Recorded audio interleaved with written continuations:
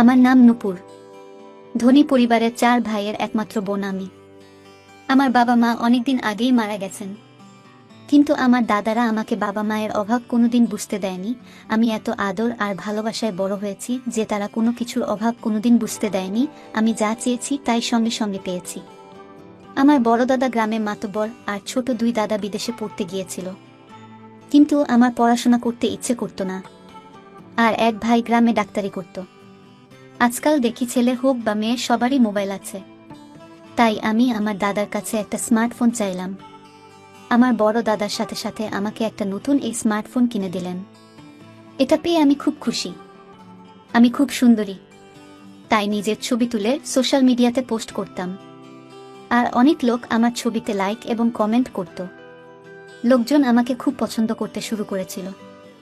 একদিন আমি সোশ্যাল মিডিয়ায় সজীব নামের একটি ছেলের সাথে কথা বলে। সে খুব বুদ্ধিমান। ও আমাকে বুঝিয়েছিলেন যে ছবি সোশ্যাল মিডিয়াতে আপলোড করা কেন উচিত না। তারপর সোশ্যাল মিডিয়া থেকে আমার সব ছবি ডিলিট করে দিয়েছি। ধীরে ধীরে সজীবের সাথে আমার বন্ধুত্ব বাড়তে থাকে এবং আমাদের বন্ধুত্ব কখনো প্রেমে পরিণত হয় বুঝতে পারিনি। তার সাথে প্রতিদিন ফোনে কথা বলতাম আর ঘন্টার পর ঘন্টা গল্প করতাম। আমি গ্রামের মেয়ে আর সজীব শহরের। আমরা দুজনেই একে অপরের প্রেমে পড়েছি।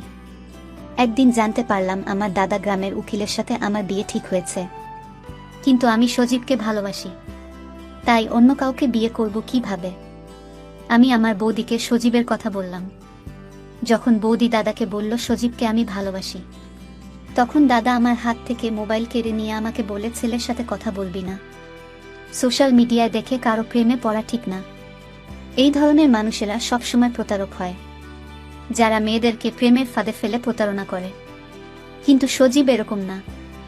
আমি দাদাকে বোঝানোর অনেক চেষ্টা করেছি, কিন্তু দাদা আমার কোনো কথা শোনেননি। দাদা আমাকে সজীবকে ভুলে যেতে বলেছিলেন, কিন্তু আমি ভুলতে পারিনি। সজীব আমাকে বাড়ি থেকে পালিয়ে যেতে বলে। আমি দাদাকে অনেক বোঝানোর চেষ্টা করেছি, কিন্তু দাদা বোঝেননি। তাই একদিন রাতে অন্ধকারে গোপনে বাড়ি থেকে পালিয়ে সজীবের দেওয়া ঠিকানায় পৌঁছায়। সজীবের সাথে দেখা হওয়াতে আমি খুব খুশি, কারণ সবুজকে প্রথমবার দেখেছি। আমাকে দেখে সজীব ও খুব খুশি। শুধু যে ফ্যামিলিতে কেউ নেই, ও একটা ভাড়া বাড়িতে থাকে। আমরা দুজনে কোর্ট ম্যারেজ করে স্বামী স্ত্রী হই। সংসারকে সুন্দরভাবে চালানোর জন্য সজীব খুব পরিশ্রম করত। আমি সজীবের সাথে খুব খুশি। আমি বাড়ি থেকে পালিয়ে এসেছি, তাই হয়তো আমার দাদারা আমাকে খুঁজে বের করার চেষ্টা করছে, কিন্তু তাতে আমার কিছু যায় আসে না। আমি আমার স্বামীকে নিয়ে খুশি। সজীব ও আমার ছোটখাটো প্রয়োজনের যত্ন নিত। আমি আমার জীবনে এই সিদ্ধান্ত নেওয়ার জন্য কখনো আফসোস করিনি, কিন্তু একদিন আমার সাথে এমন ঘটনা ঘটল যে আমি কল্পনাও করতে পারিনি। গল্পটির মাঝখানে একটি কথা বলতে চাই। আপনি যদি আমাদের এই চ্যানেলটির নতুন দর্শক হয়ে থাকেন, তাহলে চ্যানেলটি সাবস্ক্রাইব করে আমাদের পাশে থাকবেন। একদিন আমি ফোন পেলাম, আমার স্বামীর অ্যাক্সিডেন্ট হয়েছে। আমার পায়ের নিচ থেকে মাটি সরে গেল। দৌড়াতে দৌড়াতে হাসপাতালে গিয়ে দেখি আমার স্বামী মৃত্যুর কোলে ঢলে পড়েছে। মানে আমার সারা জীবন নষ্ট হয়ে গেছে, যার জন্য আমি গ্রাম থেকে শহরে এসেছি, আর সে আমাকে একা রেখে চলে গেছে। কাঁদতে কাঁদতে আমি অজ্ঞান হয়ে গেলাম।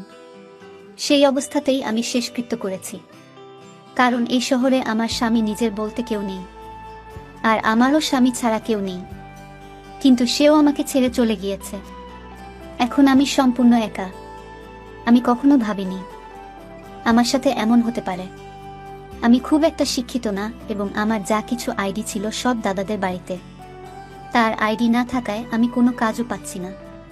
বিয়ের মাত্র 2.5 মাস পরে সজীবের মৃত্যুর পর আমি দাদাদের সাথে যোগাযোগ করার চেষ্টা করলে তারা আমাকে অস্বীকার করে।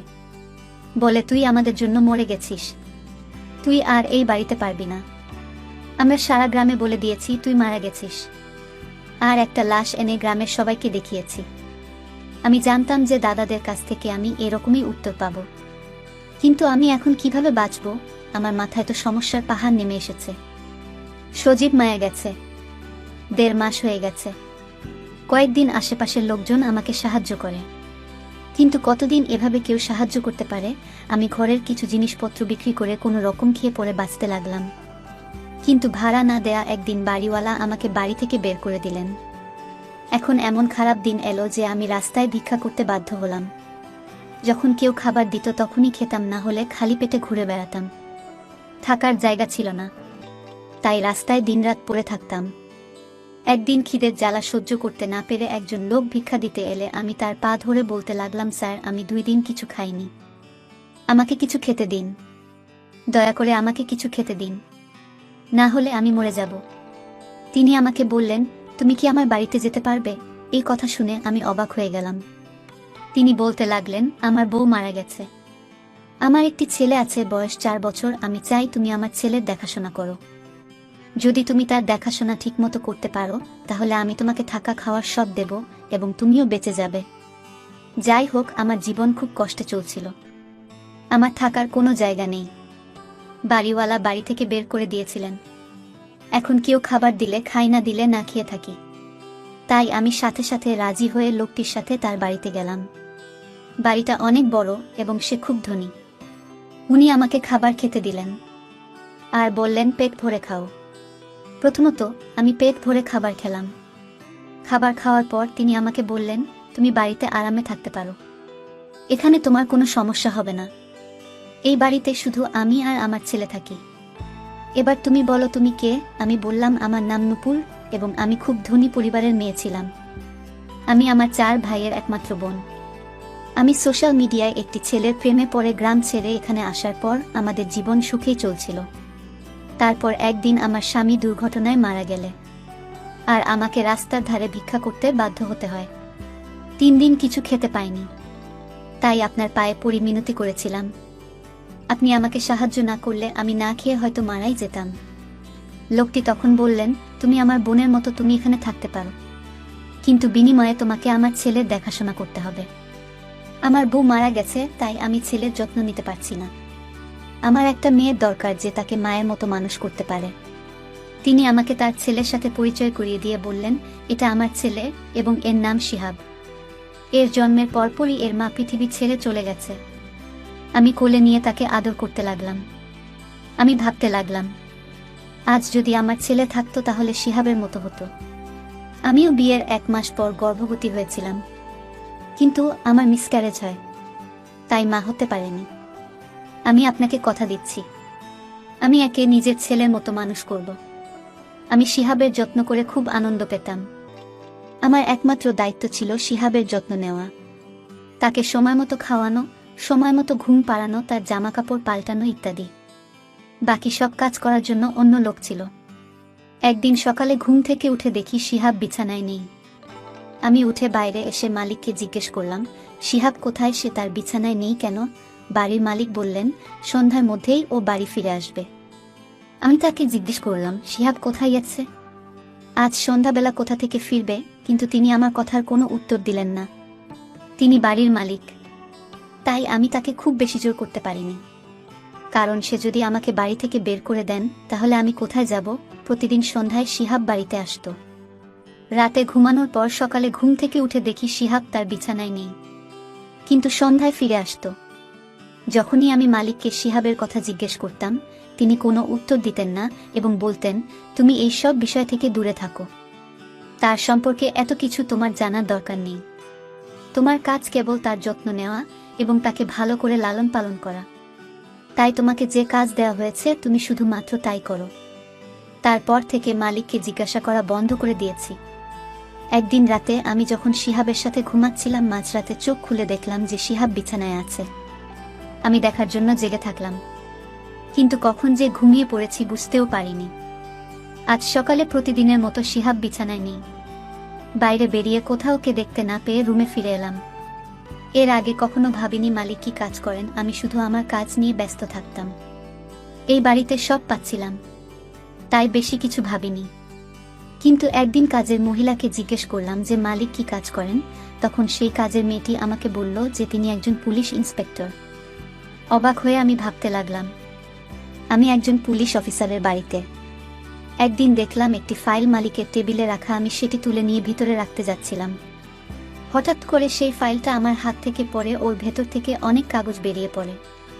আমি সেই কাগজগুলো গোছাতে গেলে সেখানে একটা ফটো দেখে আমি হতবাক হয়ে গেলাম। আমি অবাক হয়ে ভাবলাম আমার স্বামীর ছবি এখানে কেন। ভাবলাম মালিক যদি জানতে পারে আমি এই ছবিটি দেখেছি, বাবা আমি এই ছবির লোকটির স্ত্রী, তাহলে মালিক আমার কি অবস্থা করবে। ভয়ে তাই তাড়াতাড়ি সবকিছু গুছিয়ে ফাইলটি মালিকের ঘরে রেখে ফিরে এলাম। এখন আমার ভয় করতে লাগলো এবং সবচেয়ে বড় ব্যাপার ভীষণ টেনশনে পড়ে গেলাম। কিন্তু তবুও আমি এখান থেকে যেতে পারিনি, কারণ এই বাড়িটা ছাড়া আর কোনো থাকার জায়গা নেই। এছাড়া আমি শিহাবকে নিজের ছেলের মতো ভালোবাসি। তাছাড়া এই ছবির রহস্যটা জানতে চাই। এই পুলিশ লোকটা কিভাবে ছবিটা পেল। ভাবলাম আমার দাদা সজীবকে খুঁজে বের করার জন্য এই পুলিশ অফিসারের কাছে কেস ফাইল করতে পারে।